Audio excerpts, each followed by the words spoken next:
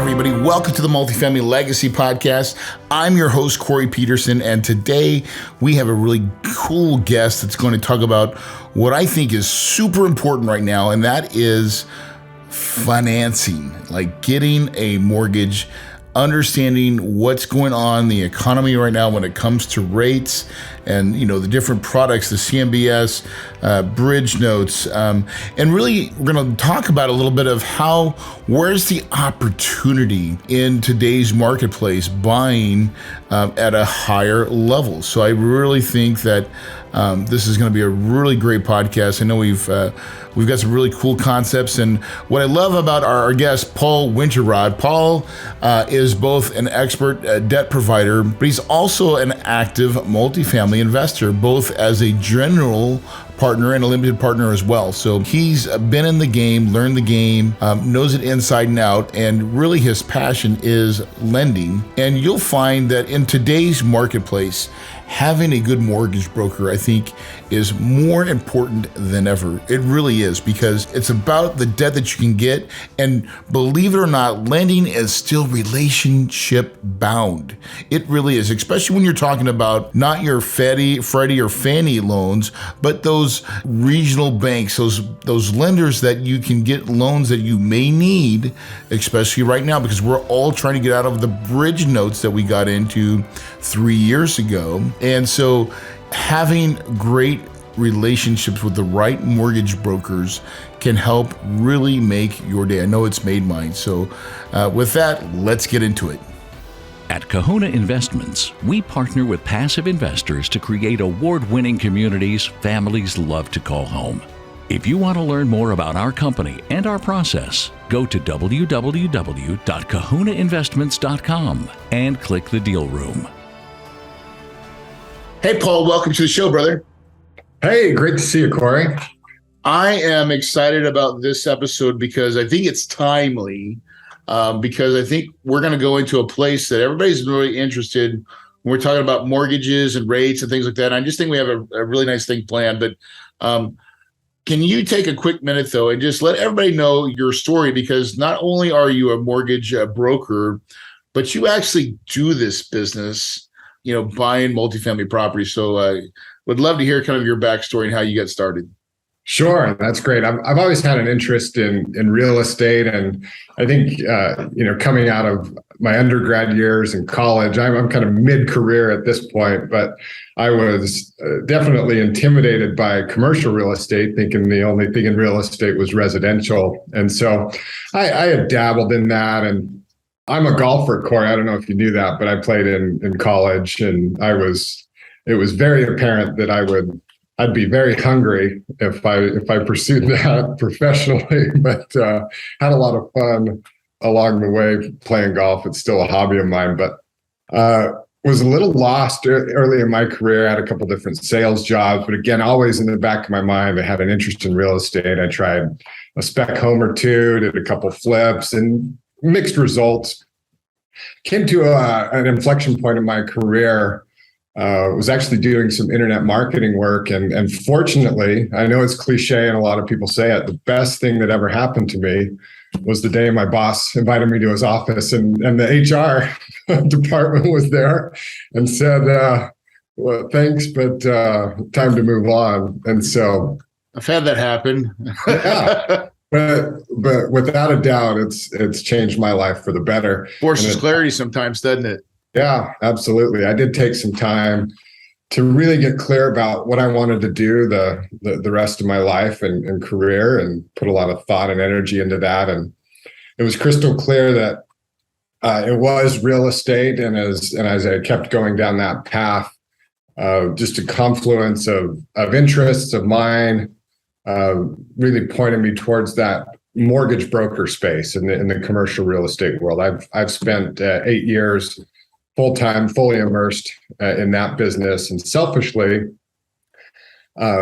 wanted to get involved in that business to pay the bills, because I knew if I could learn and understand how to finance a deal, it'd be easier for me to get involved in deals myself.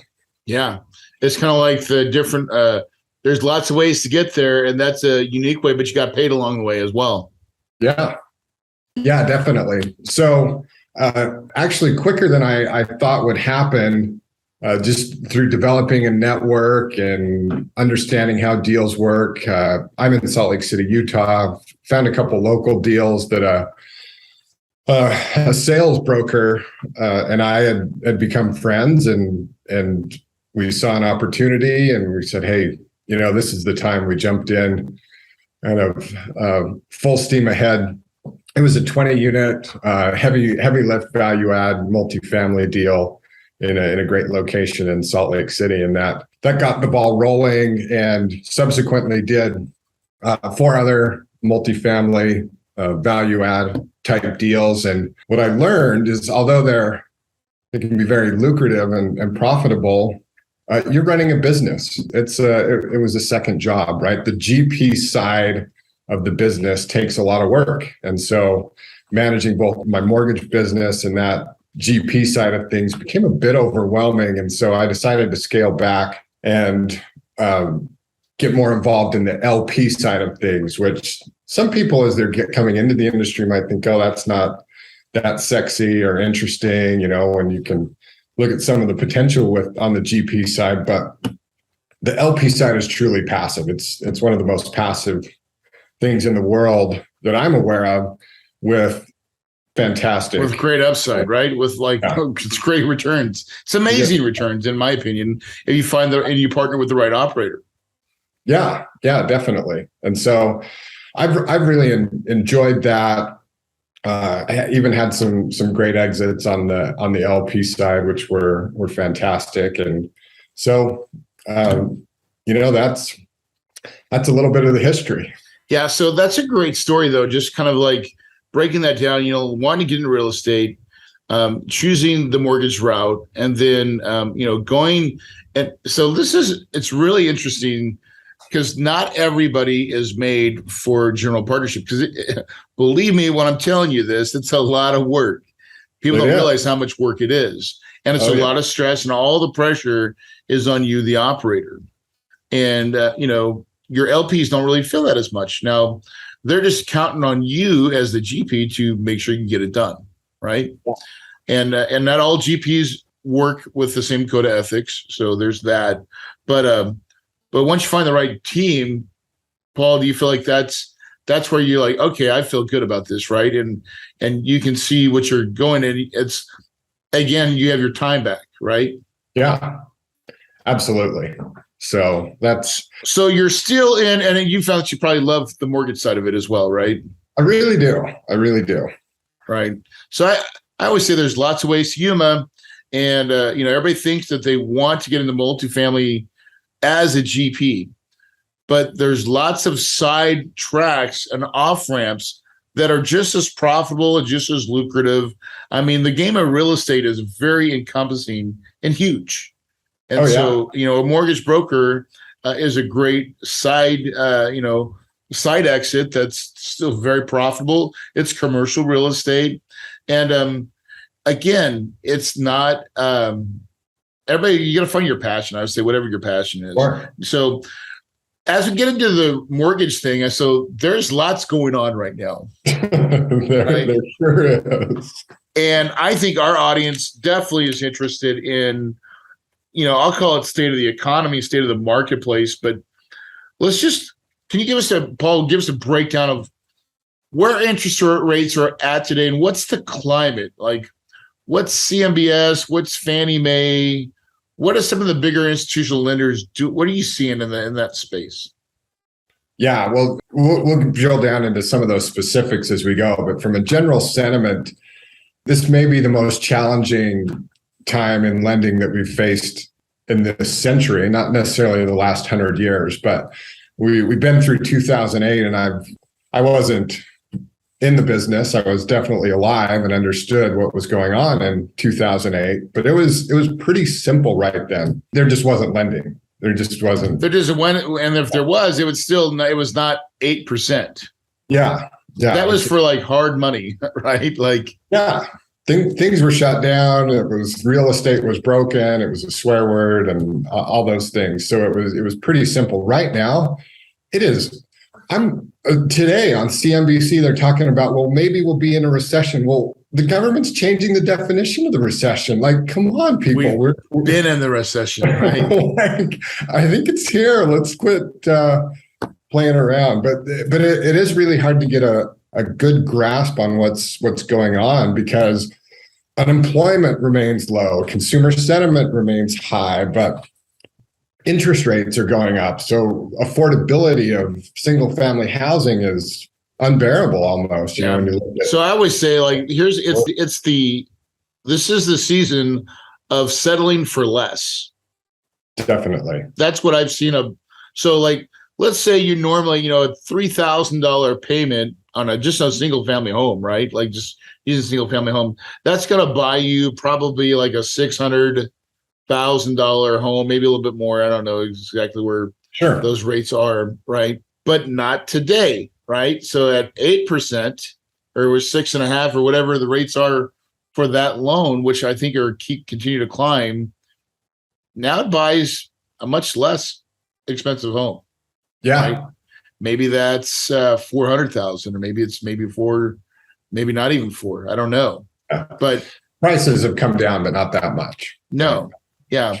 And so, but it's our buying power that's eroded, right? So if you were normally accustomed to, you're like, oh gosh, dang, because some of us are sitting at those 3% loans. Some of us refied when it was 3%. Thank goodness.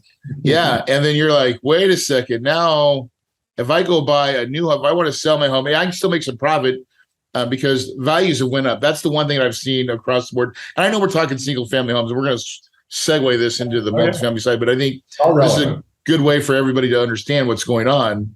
Is, to me, the point I want to bring home is we all have to settle for less. Yeah. Right. And I think it's really interesting how that's playing out. But I see it playing out that way. Like if you're trying to buy a property now on the commercial side, though, it's a little different though, because sellers we buy on income and cash flow, and interest rate affects that tremendously. Very much so. Yeah.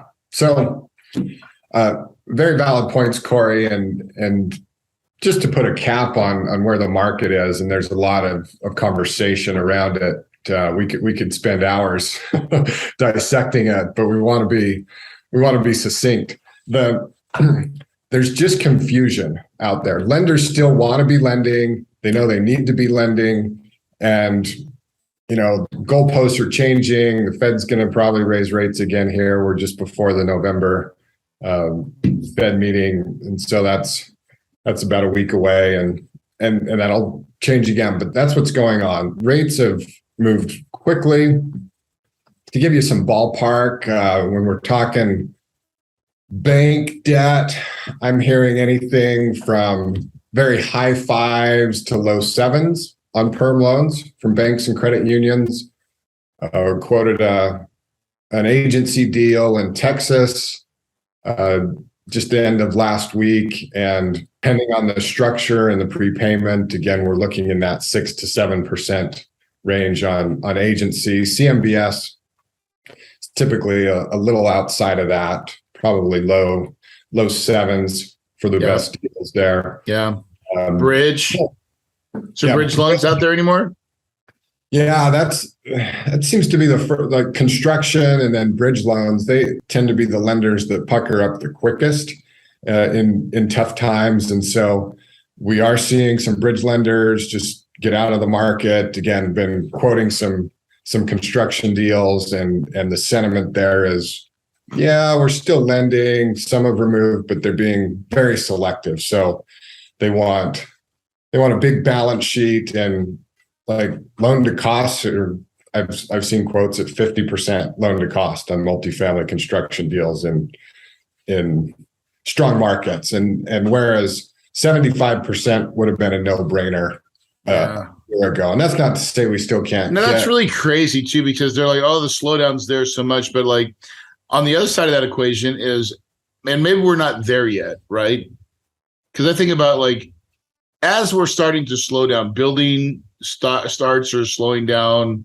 I mean, spec homes, there's new builders are trying to like not have any spec homes, I think, right? Yeah. So I think there's been a overall slowdown in construction overall, which probably should bring down cost. Yeah. And hopefully we see that. And hopefully this whole supply chain conversation. But we're not there yet, I don't think, exactly. No, right. No. And this is the part where the confusion is. Yeah, and the demand's there. I had a conversation with a family member just last night that's a home builder in Idaho. They've done a lot of business. And he's like, we're not doing anything. I mean, but there's tons of people that want to buy homes still. But it just comes back to that affordability that we talked about. So it's only going to create, especially in the multifamily world, further shortages, which we're already experiencing, which long term is only looks good for the multifamily investor. Yeah, so because we've got a development that we want to start as well, right? Like we have one that's we already own the land. It's a student housing complex right next to a college, and we own about 10 acres that we want to develop, right, and add additional units.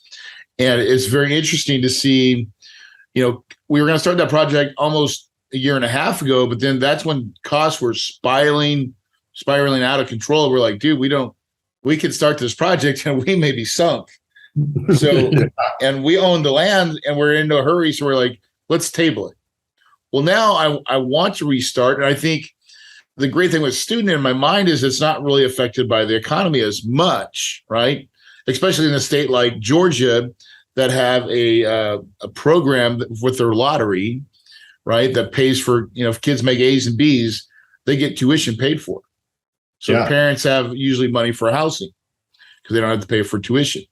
So I was like, this could be a great thing, because I was like, man, costs are going to go down. It's going to be more affordable only if I can get a loan. Yeah. So that's going to be where the juice meets the squeeze is, can I make it all financially make sense and work? Yeah. So, Paul, let's talk about also. So here's a caveat that I wonder if people are thinking about.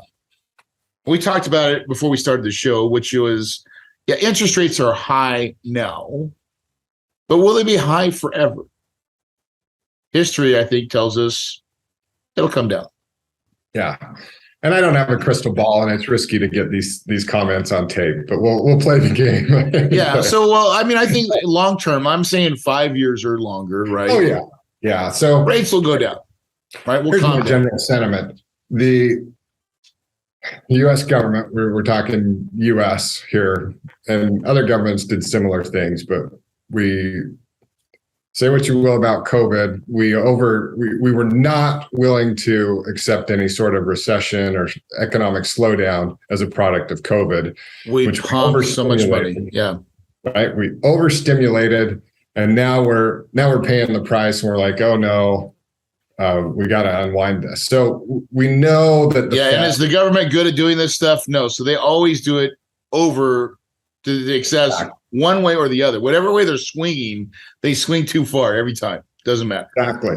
But we know they're always pulling levers, and we know it's bad for business if you're a politician to be in a recession or to have, 7-8% interest rates when everyone's used to 3-4.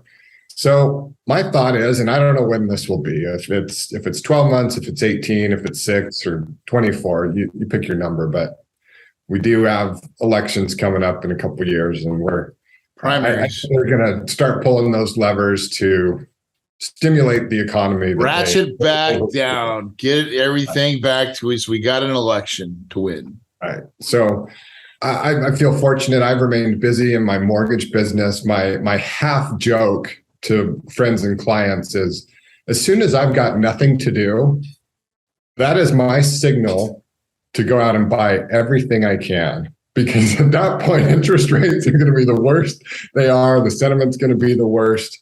No one's going to want to do deals, and that's going to be the inflection moment where that is the time you do deals. So, Paul, you hit it right nail on the head. In 2000, so I started full time, and I started in 2005, but I got that call from my when I was a financial advisor. It brought me into HR in 2009. Best thing ever happened to me, right? Yeah. And so I went full-fledged into real estate when 2009 was happening, right after the Great Recession. No one thought real estate was the answer. And I'm like, everything's on sale. Every book that I ever read, the biggest, upswings are in down economies. And that was one that we probably may not see again. But it's the same thing happening with the interest rate side of things, right? So I want to set it up, but just like, if you bought something at like, maybe it was on let's call it 6 or 7%, is the highest number I heard you say so far, right? Which I think it probably will get there. Absolutely. Right.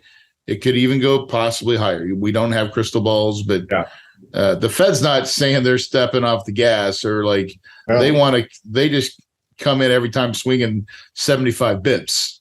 Yep. Right. Which is making the treasury go crazy, which making the bond market, people are loose. Now, something's going to break. I don't know what it is, but because the bond market is doing backbends right now. But unless you're getting a new bond, then you're happy. Yeah. Right. But if you bought something, and if this is the perspective, I always say, I try to ask investors, are you a long-term player? Like, we're not in the single family fix and flip business. That's not I don't believe multifamily's ever been set up that way. I know some people play it that way, but most of us, I believe, in the multifamily game are somewhat longer visioned investors. We'll call it 5 to 7 years. Yeah. If you think this through, if you can buy something and make sure and if it cash flows or breaks even, or you can find a value add deal that you can buy at an 8% rate, and it still works, because remember, sellers have to sell and make it work. And there's going to be some sellers that don't want to sell, but they've lost their deal to the bank. That's coming, by the way. Yep. Right? Because all the 3-year deals, all the bridge loans that are out there, the bridge people are really nervous right now. Well, I think it's important to pause here, Corey, just to help all the listeners understand the landscape. So as cap rates got so tight and so low, historically low the last couple of years in the market, there's still tons of capital and demand for multifamily. We'll just talk about that. The only way to pencil, and I had this call 100 times, they wanted leverage. They want, hey, I need 70, I need 80% leverage. Well, there's no way to do it on a perm loan. So it was bridge loan, bridge loan, bridge loan. It's been 80% bridge loans on acquisitions for the last 3-4 years. Well, they're going to start coming due. And the takeout was all projected at 4% interest rates. Well, let's assume we're just at 6, right? There's either going to be a capital call, or there's going to be a forced sale, or there's just going to be a flat refi if someone's lucky, right? If they've really executed their business plan well. And I don't want to be doom and gloom, but there will be opportunities when these come up, right? So listen, I've got one more bridge loan I've got to put together. One more.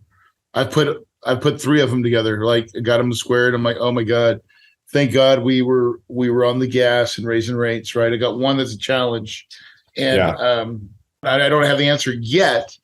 The answer is we're telling the bank, you got to extend us. You got to give us another year extension, right? And they're probably going to do it because they already know what's on the writing on the wall. Yeah. And we've, been a great borrower, but there's just not a takeout. Yeah. Unless we have $1 million of new equity. Yeah. And that's not a fun conversation to have. No, it's like it's a horrible conversation. But again, so those are happening, and I'm experiencing it in my portfolio a little bit. Some stuff worse than others, but we all were doing it. Like, I'm not the only one that was doing bridge loans because they were very attractive. They would give you all the rehab money and all the, like. They were a good tool, and no one would think that rates are going to go to 8% or 7%. Like, now on some of these loans, I'm so thankful that I bought a cap. Yeah. Right. I got one at 5.75 and one at 5.8, and they're paying right now. Those caps are paying. Yeah. And I'm so glad, so thankful. So that, and by the way, what is a cap? A cap it pays for the delta. So you can say, I'm going to buy a cap at blank rate. And once it hits above that threshold, it starts making the payment to the lender. Most of the time, is how the lender wants it set up. And it'll basically bridge the delta on a variable rate mortgage. And so that in itself, I have a deal right now where one's paying $12,000 every month, and that's gold. Yeah. Yeah. I just wish I would have had it for 4 years. I have it for 3 years. Yeah. And I'm like, if I just would have had it but I think maybe what I get out of that I think it all depends on how far, I think that's the question, right? Is how soon will the Fed react to go the other way? Right now, that they're not even signaling anything. They're not even saying, Lord, I wouldn't be if we see another 50 basis points or 75. Yeah. What do you think, Paul?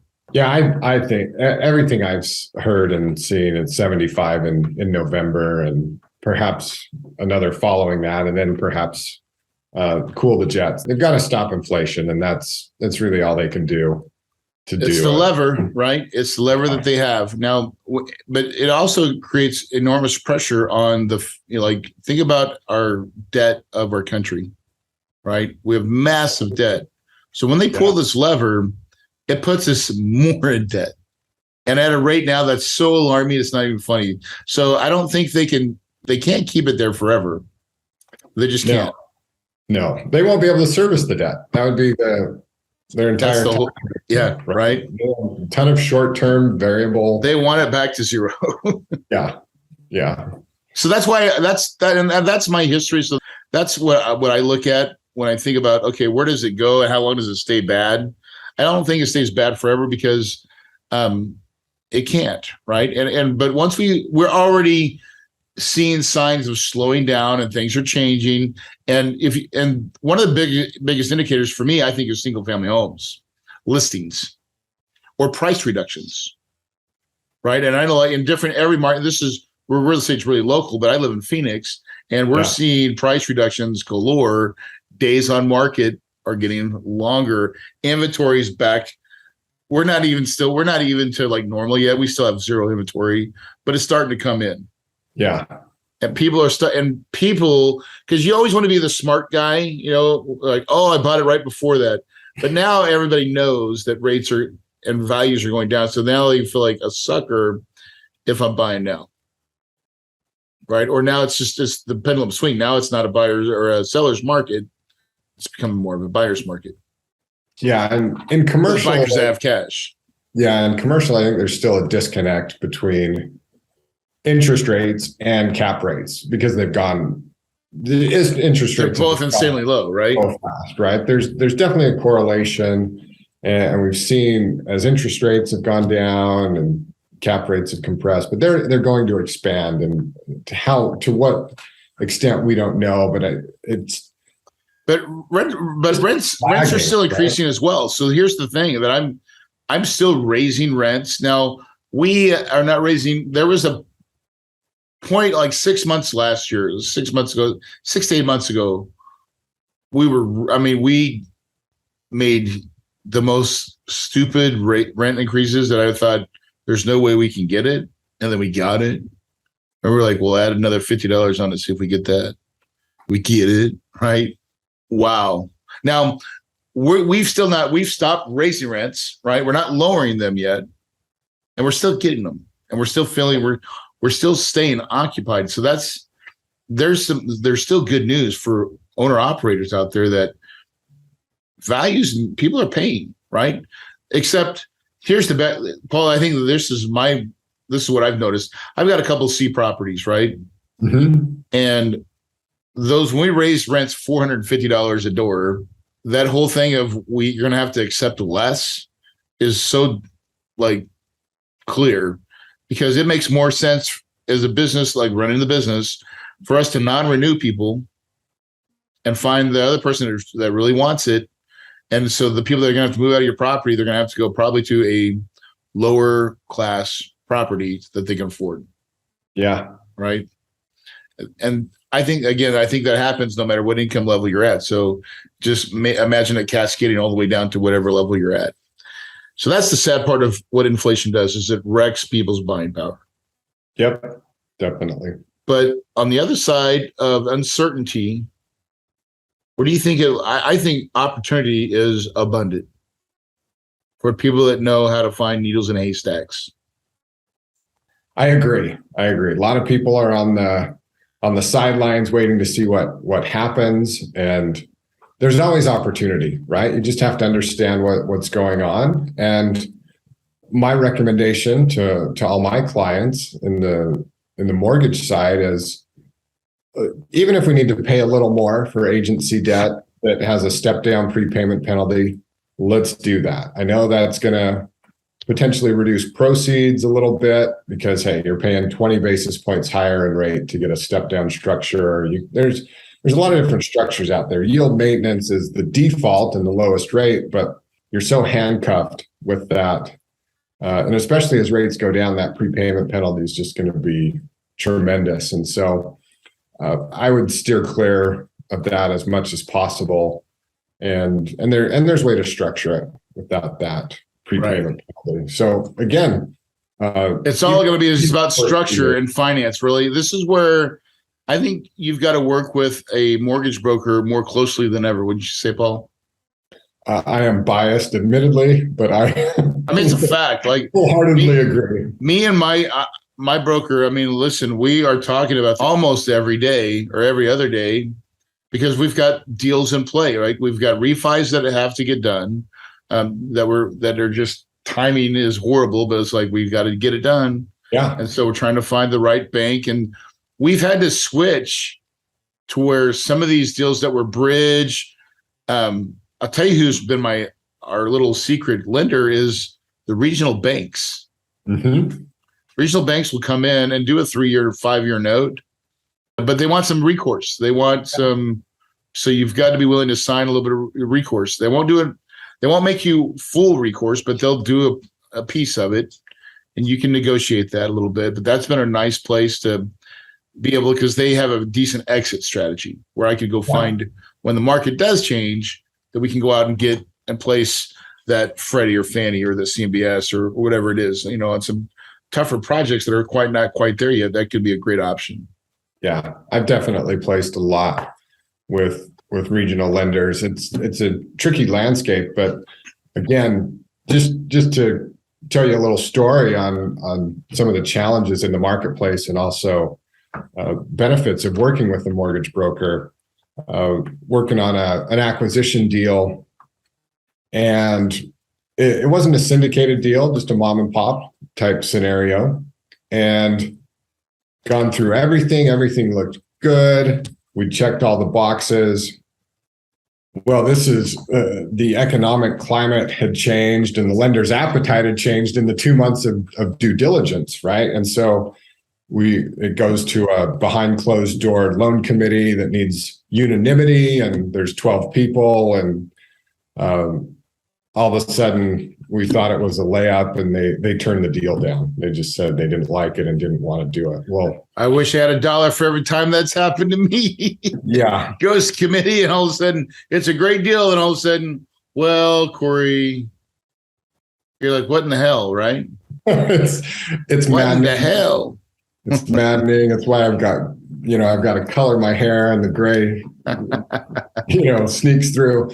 But, patting myself on the back a little bit, that's when it's super frustrating, but I had to hustle and use my relationships and was able to find an alternative lender that would agree to use the third-party reports. And we were able to, it's an acquisition, taking time bomb. The seller didn't think it was financeable. We proved him wrong, and we got the deal done in under 30 days after that denial, and so. And Paul, that is, you just named it right there. Relationship. I'm telling you, lending is still a relationship business 100%. More than ever, especially when the tide goes out. You've got people that like, hey, and there's still lenders out there that say, I'll do it. And they'll go out and make it happen with their committee because they have the pool in their committee. Yeah. And if one guy, or if they get the right guy to say yes, everybody else falls in line. Yep. And knowing who that guy is. Yep. We got a little drunk on the terms of this other lender that were super attractive and well below everyone else in the market, and so it was easy to make that decision initially. But once that got turned down, certainty of execution became really important, and that's again, you're not going to brag to your buddies on the ski slopes or the golf course about the certainty of execution you got on a deal. You tend to brag about your low interest rate. Yeah. But getting a deal done. You say, this is my new question to all lenders. And I have one mortgage broker, but we've had this happen, and he knows that. He's like, Corey, I've never done a loan with this guy, so I don't know. I want to make sure he'll let me know when he's like, they sent us this. It looks like it's the best terms, but I've never done business. And then I'm telling you, you may take this deal, but your anxiety level is high, and you're very aware of watching the process. Yep. Because more than not, something breaks along the way. Yeah. And so I'll say one tip that's hugely important working with regional banks that I think is valuable for everyone listening is ask the question, how far up the food chain is the term sheet, or has it gone? Has it been pre-flighted? There are lenders that will just put something together. They'll get it in front of you. It's quick. It's like, oh, great. They got back to me so fast, but nobody's seen it. Nobody's blessed it. It may take a week or two to do some actual underwriting, to get it in front of the right people that can pre-flight it and say, hey, we like this deal. We're comfortable with this structure, and getting that pre-flight is industry terminology, or just getting the right eyes on it is very important, especially today, to get multiple people on board and buying in and comfortable with the structure and the deal. Amen. More than ever. So, I think it all comes down to, again, just like brokers have relationships with all the vendors and all the different regional banks, the banks they have, that's how vital the relationship was with the buyer and your broker as well. Some people try to do this all on their own. They have their own in-house department. I think that's a lot of work. It's a lot of wasted time. I think you find more value in going to find a deal than it is trying to do a broker's job. Most of us are not equipped to do the broker's job, right? Yep. But the ones that love it, they do it well. And it is, at the end of the day, Freddie and Fannie have their set rules, but lots of things fall in the middle and in the cracks and in that weird space that it's relationship based. And then if you've got a good broker that works the business right, that's what they do. Is I think they leverage all these things, and it really works in the end. It makes a good lending situation, and where all parties win. Would you say that? Yep. Our interests are aligned. Like I joke with bankers all the time, and we have our banter, but most people on the lending side have some sort of salary as a mortgage broker. I don't. I'm complete, and some do, but the vast majority don't. So it's eat what you kill. Yep. So you're highly incentivized to get the deal done, because that's how we survive. Yep. So and that is the business too. That is absolutely the business. So, Paul, as we get ready to wrap this one up, any books or anything that you've been reading lately that's really moved you, or that you want to share?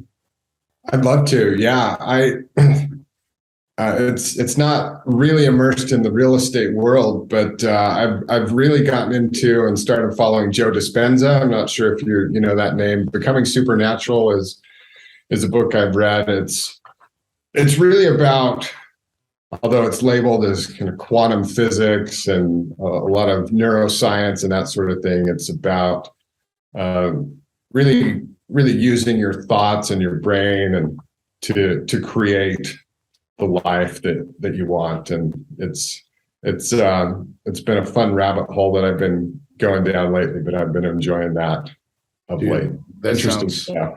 Look him up. Heard him. Yeah, I will. I'm going to actually. We'll put it in our show notes too, as well. So if you want to look at our show notes, guys, and you can find that book. I'm probably going to get a copy. I love stuff like that. Ties into what I believe as well.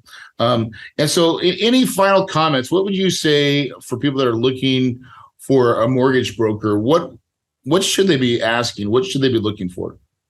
Sure. There's a lot of questions you can ask, but not all mortgage brokers are created equal, and this may be a little plug for what I do. The typical mortgage broker model is they build a network of a dozen, maybe 50 different lenders that they know and that they've worked with and they can keep tabs on. It's a pretty analog world. Commercial real estate in general, the lending world, it's not on the forefront of technology typically or historically. That's evolving and changing, but slowly. The company I'm a part of now, it's called StackSource, and relatively newer company, started in 2016, but we've done over $1 billion in loans. We crossed that threshold this year, but we've built our business on technology. So really in that fintech space. So we've got a deal entry portal. This is available to the public on StackSource.com, or I'll enter deals in the same way someone could go do that themselves. That entry portal is going to ask a number of questions about the deal: leverage, recourse, location, asset class. That's tied to a lender database that we've developed, and we have people pointed on to update continuously. There's over 1,700 different lenders and loan programs in that database for all asset classes. And so I can drill down based on the information I have about any particular deal all across the US and say, okay, this matched with 12 lenders, this matched with 86 lenders.